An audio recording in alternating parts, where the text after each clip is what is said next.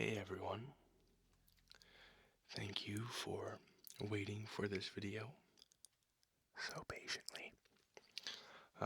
As you can see in front of me, I have DC's Rebirth one-shot, the kickoff to their Rebirth, kind of like continuity relaunch. And then on the left, I've got both of the the last issue of the Darkseid War and Superman 52, the last issue of the new 52 Superman. And both of these are really important reads if you want all of the story coming into Rebirth. So what I'm going to do is I'm going to do one video for the lead up to Rebirth with both of these, and then I'm going to do a Rebirth video, both of which will likely be uploaded within like 5 hours of each other. So yeah, hope you enjoy. Let's start with these two. And I think we'll start with, I guess we should probably start with Superman.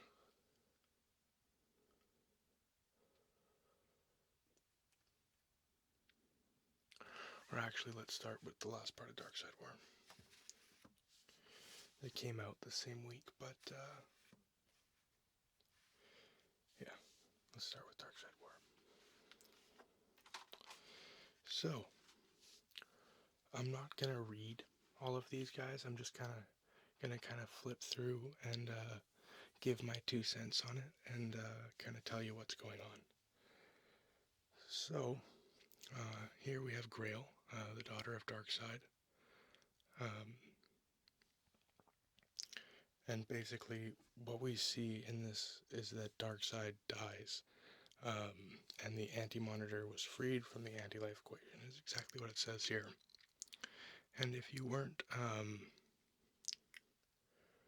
kind of watching what happened with the Darkseid War, with Darkseid gone, right here it says, in the wake of Darkseid's destruction, reality ruptured, power changed hands, while Grail took the anti-life for herself. My friends, the Justice League, became gods. And here we see Lex Luthor is god of apocalypse.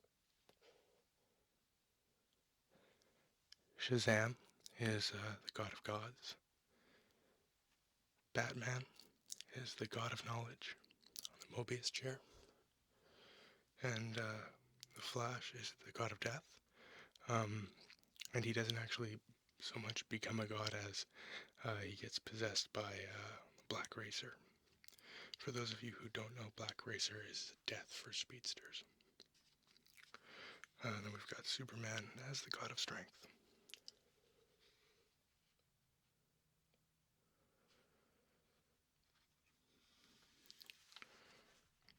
And so here we see Grail releasing Steve Trevor infused with the anti-life equation on the Justice League.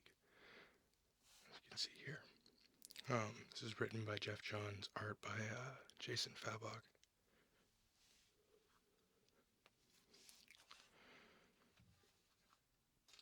And this is very much centered on Wonder Woman.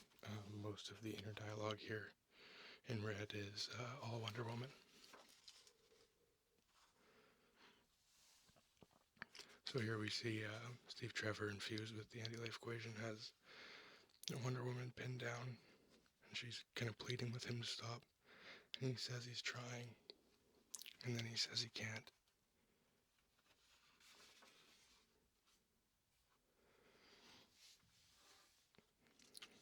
Here we see a conversation between Batman on the chair and Grail. The Green Lantern comes to everyone's aid, but unfortunately, as you can see here, it doesn't really do much. So like I said, I don't want to get too into this because this I feel like this story is all over the place, and if you want to read it, you're going to. So, let's just skip forward here.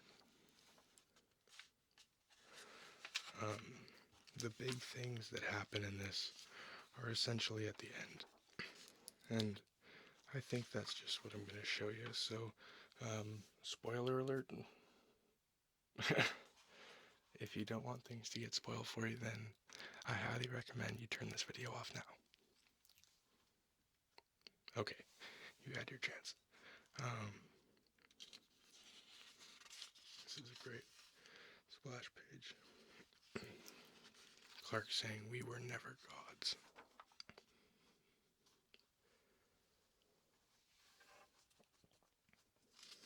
And we'll keep going forward.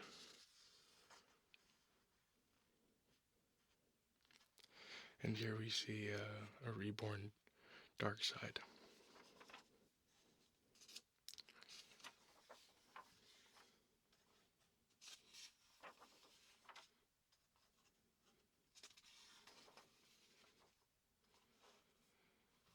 Yeah, I gotta be honest, out of the two lead-up comics, this was probably my lesser enjoyed one. This was more out of necessity, I felt, to,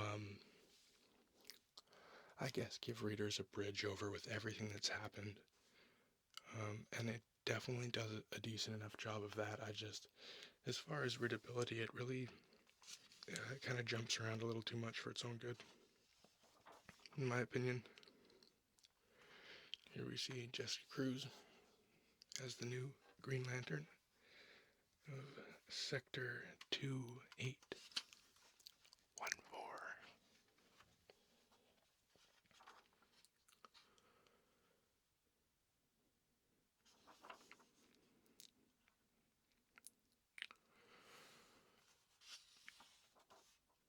And here we see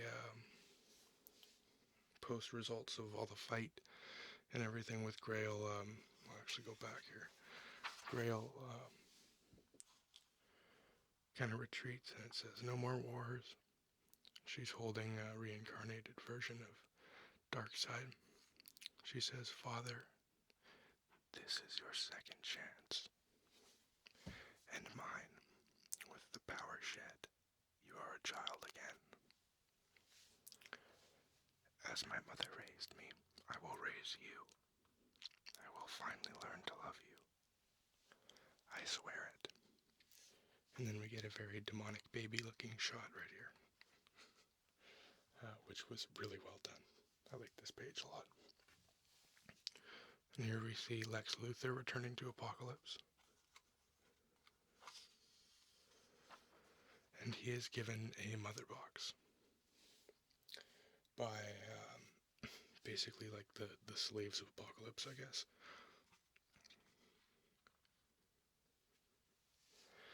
And earlier on in the comic, Batman, before he gets off the chair to assist the other Justice League members, he says he has one question for the chair, and he asks it and gets off. And here we see what it was. Batman in the Batcave looking at all his computers, and Hal walks up just to check on him.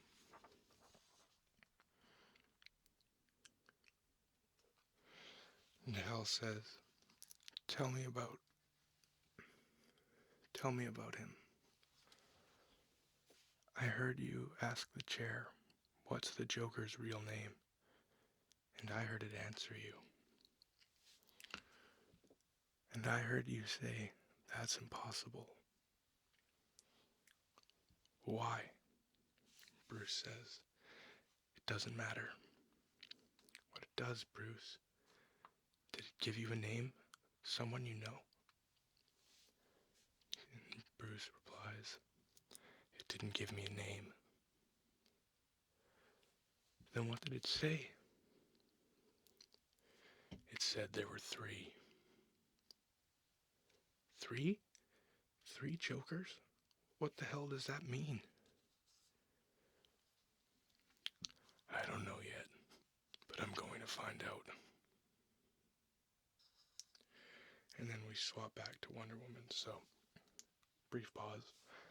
That is huge. So, for all of you who know the Joker and know comics, the Joker's always been an ambiguous character with the closest thing to an origin probably coming out of the Killing Joke, somewhat. And here we find out that Batman asks the Chair of Knowledge, which knows everything that's ever taken place in the universes, and it tells him that there's 3 Jokers. So what we're led to believe is that there is 3 separate people being the Joker. So it'll be interesting to see how they kind of work that out, but I'm really excited, and I love the prospect of giving the Joker some kind of origin, even if it does end up just being a roundabout and keeps it ambiguous. I think it's an ambitious thing for them to do, and I applaud them for it. So, golf clap. And here we swap back to Wonder Woman. And she says, I hope that what Marina told me before she died is true. She said it happened the night I was born. She watched it. My birth. As she held Grail in her arms, my mother held me in hers. And my mother screamed. Something's wrong. What is it? The Queen. Another baby. Here we're seeing the night of Diana's birth. And we find out that she has a brother. A twin brother named Jason. So, I'm not going to go into that anymore, but that's kind of her epilogue here. And then we've got Owlman sitting on the chair.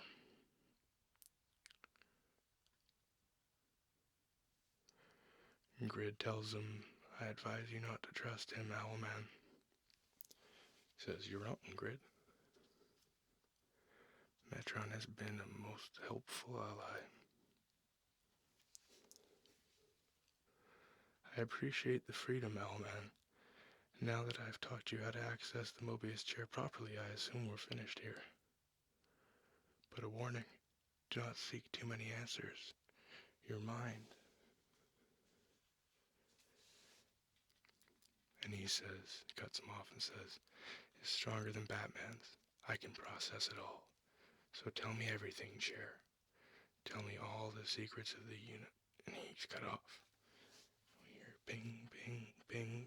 No. What is it? He's here. He's in a flash of blue light.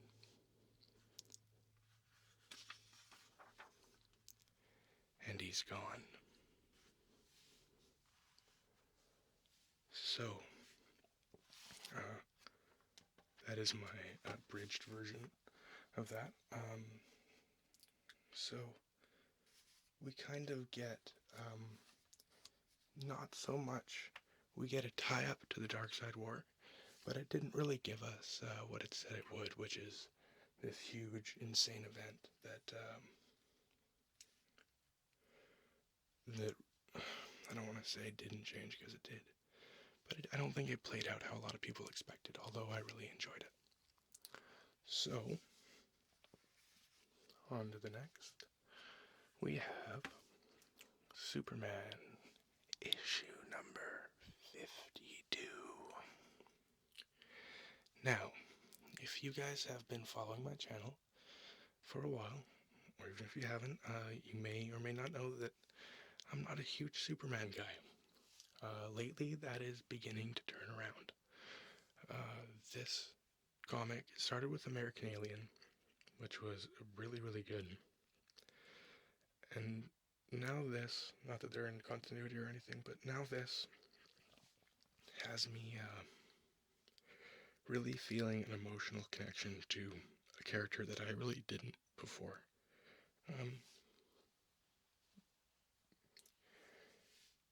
I guess a lot of people can relate to Superman and that feeling of being alienated somewhat and hiding who you really are. And I get that, but for me, I don't know why. I just different strokes for different folks, I guess. But like I said, that's really turning around, and this comic is the epitome of why. Um, it's a very emotional read, at least for myself. I really enjoyed it. So right off the hop here, this is written by Peter J. Tomasi with art including the cover by Michael Janin, Mikhail Janin, and colors by Jeremy Cox. And this is the New 52 variant cover.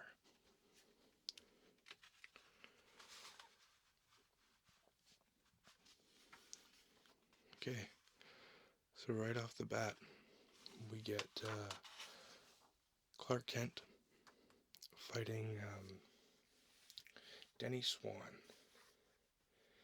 And Denny Swan was hit by a bolt of sentient energy containing a mutated genome, a copy of a mutated genome of Clark Kent.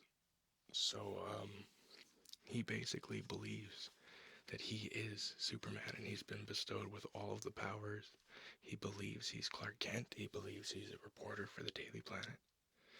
And he's losing control of himself. He's beginning to flare out. And here they're kind of arguing, and Clark's desperately trying to get Denny to realize who he actually is and stop doing this because he knows it's only going to end badly.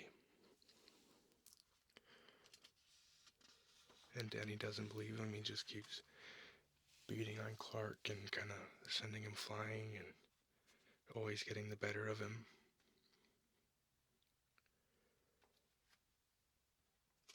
Clark's telling him that he feels what he feels.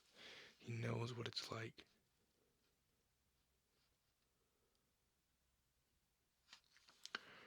And Denny continues to rattle off facts about Clark's life and how he wants to be with Diana and things like that. Just very personal things. And you can see Clark is still unfazed by it, still that everlasting shield of hope that he's built to be. And he keeps fighting and keeps fighting, and Kara comes in to try and help him, only to be punched away, swatted down to the ground. And then Batman and Wonder Woman come to Clark's aid. Batman flying into him at a huge speed.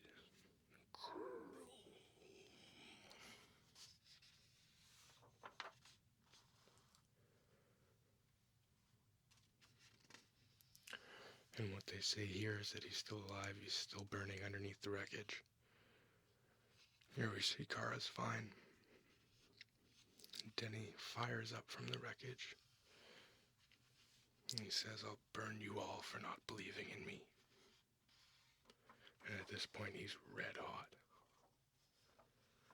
He's ready to burst. Clark, seeing this, says, "I'm done with talking."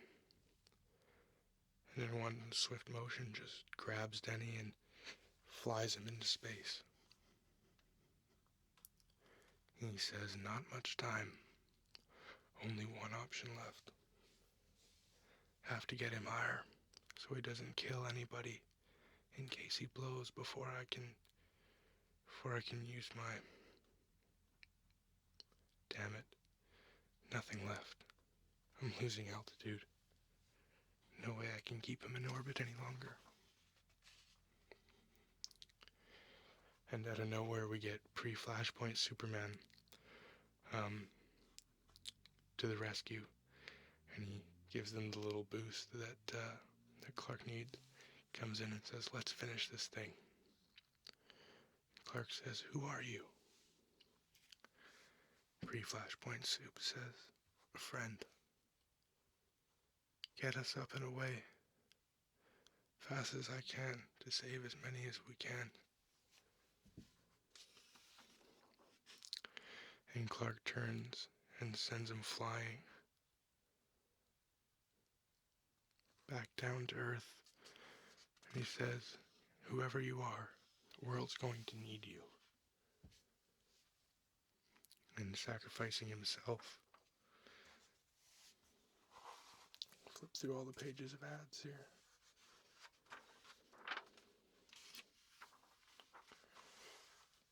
And they get a little bit closer, and they use their eye blast to kind of battle each other. And Clark realizes, this is it. Only chance to control the uncontrollable by a burnout. Fight fire with fire. Consume his detonation with my solar blast. At the exact moment both explosions are out of phase. Pray they negate each other, and that I can absorb the energy. And there's the explosion. Denny Swan blows up. Here we see pre-Flashpoint Superman being thrown back by the explosion. Bruce and Diana looking up. The news chopper getting kind of blown to the side from the wave of the blast. Here we see Steel here. And here we see Clark absorb everything and comes crashing back down to Earth. Wonder Woman flies up to go get him.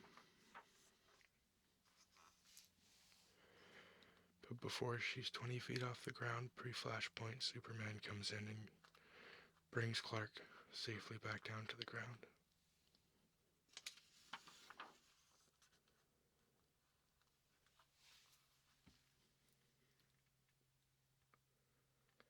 And Clark says, the blast, did I absorb it completely?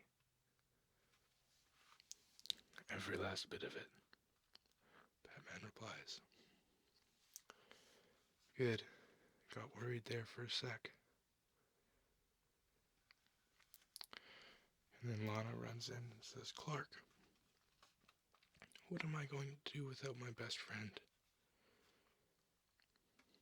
Anything and everything, Lana.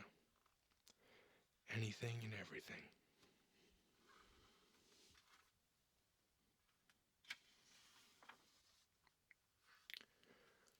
Superman.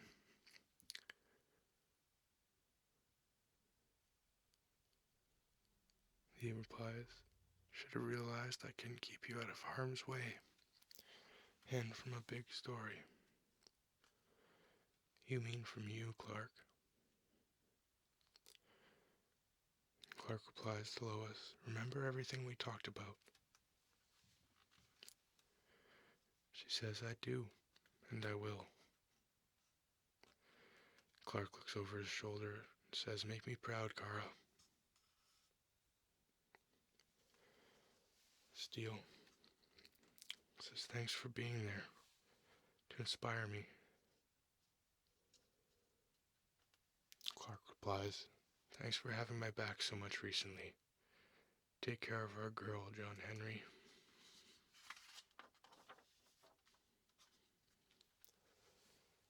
Clark,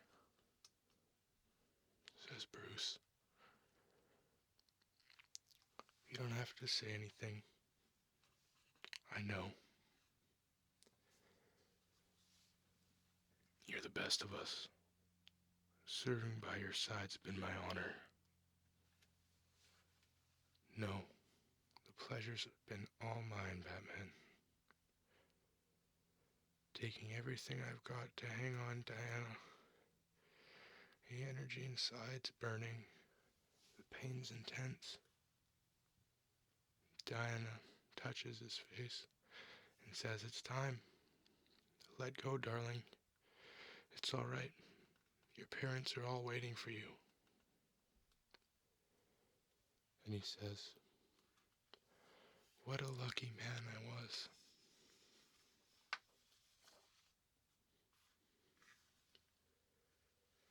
And in a giant kind of crack of energy, just consumes his body entirely from within. And there you have one of the, in my mind, most touching send-offs to a version of a character ever. So underneath, they all realize that he's gone. And Batman looks to the pre-Flashpoint Superman and says, "There's lots of questions." To which he replies, "I'll answer at another time." "But where do we find you?" And he replies, "Don't worry, I'll find you." Whew. Yeah, so that is just, in my mind, incredibly well done. And I know that's just my kind of chucked together way of explaining the way I view something and in its most simplistic form without an insane amount of backstory or overcomplication. And here we leave off. It says, "A world without Superman." And we see Lex looking at his, I believe it's the Apocalyptian armor with the Superman symbol on the chest that he's created.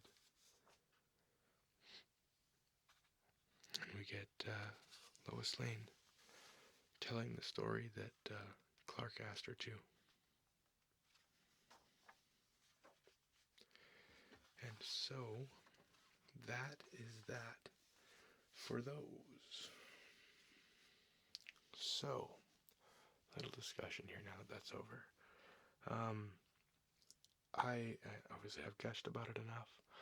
The Superman issue number 52 is exactly what comics are all about.